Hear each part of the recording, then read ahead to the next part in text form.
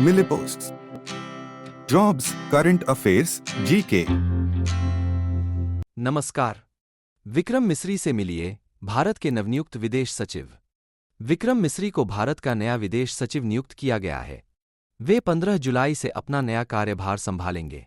इस साल की शुरुआत में विनय मोहन क्वात्रा का कार्यकाल 6 महीने के लिए बढ़ा दिया गया था और यह चयन उसके बाद हुआ है।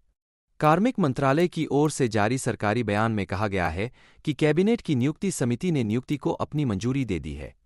मिस्री को पदोन्नत किया गया, लेकिन उपराष्ट्रीय सुरक्षा सलाहकार (एनएसए) के रूप में उनके कर्तव्यों में भी कटौती की गई। पेशेवर पथ और अनुभव। मिस्री को कूटनीतिक ज्ञान बहुत है क्योंकि वे 1989 में भारतीय विदेश सेवा (इफ्स) में शामिल हुए थे।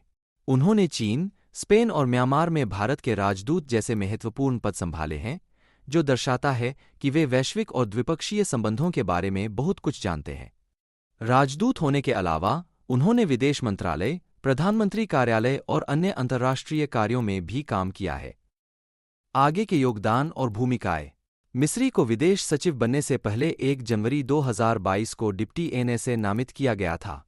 वे अन्य नौकरियों के अलावा 3 भारतीय प्रधानमंत्रियों आई.के. गुजराल, मनमोहन सिंह और नरेंद्र मोदी के निजी सचिव रह चुके हैं।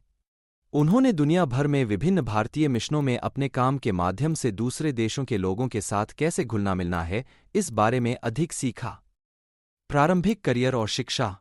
मिस्री का जन्म 7 नवंबर 1964 को भारत के श्रीनगर में हुआ था। उन्होंने आई.के. गुजराल के प्रशासन के तहत विदेश मंत्री के कार्यालय में एक अवर सचिव के रूप में अपना करियर शुरू किया।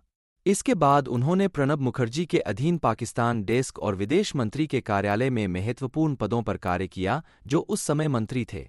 मिस्री के लंबे और विविधतापूर्ण राजनयिक करियर में बहुत सी अलग अलग चीजें हुईं।